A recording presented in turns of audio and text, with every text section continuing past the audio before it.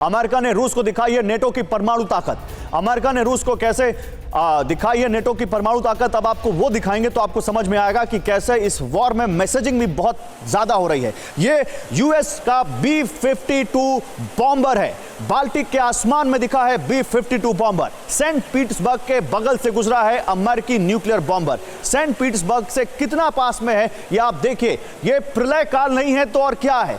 क्या यहां पर अमेरिका कोई मैसेज दे रहा है रूस को? क्या अमेरिका अपने सबसे शक्तिशाली, सबसे खतरनाक बम वर्षक परमाणु बॉम्बर को रूस के बिल्कुल बगल में उड़ाकर कोई मैसेज दे रहा है? क्योंकि अगर B-52 बॉम्बर कैलिनिनग्राद के पास दिखता है, अगर B-52 बॉम्बर बाल्टिक सीज के पास दिखता है, अगर ये B-52 बॉम्बर जो दुनिया के किसी भी कोने में परमाणु बम जाकर बरसा सकता है, परमाणु हमला कर सकता है, वो रूस के बिल्कुल बगल से उड़ रहा है, तो आखिर अमेरिका मैसेज क्या देना चाहता है? फ्रीडम ऐप से सीखकर आपने सुअर का पालन शुरू किया है क्या? तो आप अपने सुअरों को 1 करोड़ फ्रीडम ऐप के जो ग्राहक हैं उन्हें बिना किसी खर्चे के आप उसे बेच सकते हैं। आइए जल्दी से इस बारे में बात करते हैं। क्या यह युद्ध का न्यूक्लियर राउंड है? क्या यह प्रलय काल है जो इस युद्ध में कभी भी भड़क सकता है? जल्दी से आइए आपको दिखाते हैं बिग वॉल पर इससे जुड़ी कुछ जानकारी, फिर अपने मेहमानों के पास चलेंगे जो इस वक्त हमारे साथ जुड़े हुए हैं। एक स्पेशल पैनल हमारे साथ जुड़ा हुआ है।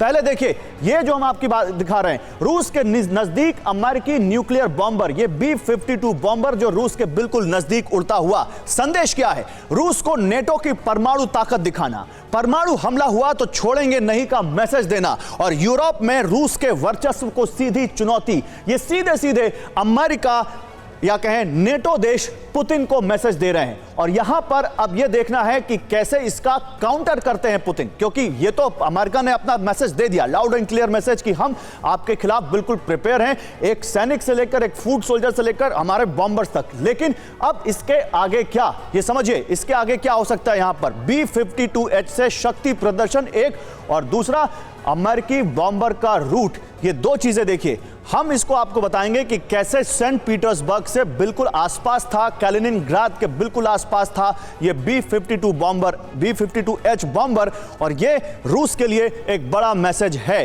एक तरफ आपको दिखाते हैं, आइए बिग वॉल पर दिखाते हैं, आपको ज्यादा अच्छे से समझ में आएगा कि ये मैसेज क्या है अमेरिका का या नेटो कंट्रीज का रूस को। अब आप देखिए, जरा ध्यान से देखिएगा, ये जो है ये बॉम्बर है, ये जो है ये बॉम्बर, जरा इसको क्लोज करेंगे पीसीआर, और इसका रूट देखिए, ये कैसे यहां से जहां पर ये उड़ रहा है, ये बाल्टिक कंट्रीज हैं। बाल्टिक कंट्रीज कौन से हैं? लातविया, लिथुआनिया और एस्टोनिया, जो बाल्टिक सी के बिल्कुल बगल में है, नेटो कंट्रीज हैं। यहां से इसने पकड़ा ये रूट, यहां से आते हुए ये देखिए एस्टोनिया, लातविया, लिथुआनिया होते हुए ये उस जगह से निकल रहा है जहां पर कैलिनिनग्राद है और जहां पर रूस का कब्जा है, और इसकी दूरी कैलिनिनग्राद से मात्र 80 किलोमीटर, मात्र 80 किलोमीटर थी जिस रूट से गुजरा है। और रूस का सेंट पीटर्सबर्ग, जो कि पुतिन का खुद का शहर है, वहां से जिस जगह से गुजरा है, यहां से इसकी दूरी मात्र 200 किलोमीटर। सेंट पीटर्सबर्ग जो कि बहुत इंपॉर्टेंट है रूस के लिए, वहां से मात्र इस बॉम्बर के रूट की दूरी 200 किलोमीटर थी, जो कि ऐसे बॉम्बर्स के लिए कुछ भी नहीं होती। यह रूट बहुत अहम है। एस्टोनिया, जहां से सेंट पीटर्सबर्ग जिस रूट से आया, वहां से 200 किलोमीटर दूर था।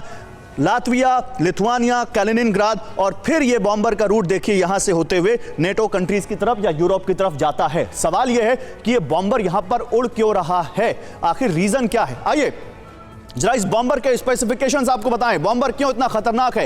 ये देखिए, हमारी ग्राफिक्स टीम ने कितनी शानदार तरीके से आपके लिए एक 3D मॉडल बनाया है बताने के लिए कि ये बॉम्बर की क्या खासियत है। इसकी ऊंचाई की बात करें तो 34 फीट, लंबाई 146 फीट, रेंज 12,000 किलोमीटर, 12,000 किलोमीटर, वजन 83,000 किलो, और टेक ऑफ वजन है 2 लाख किलो। यानी अपने साथ कितने सारे ये न्यूक्लियर वॉरहेड ले जा सकता है, इसकी आप कल्पना तक नहीं कर सकते। और इस पर बात करने के लिए मेरे साथ कुछ खास मेहमान हैं, जल्दी से उनसे बात करते हैं, फिर आगे बढ़ते हैं।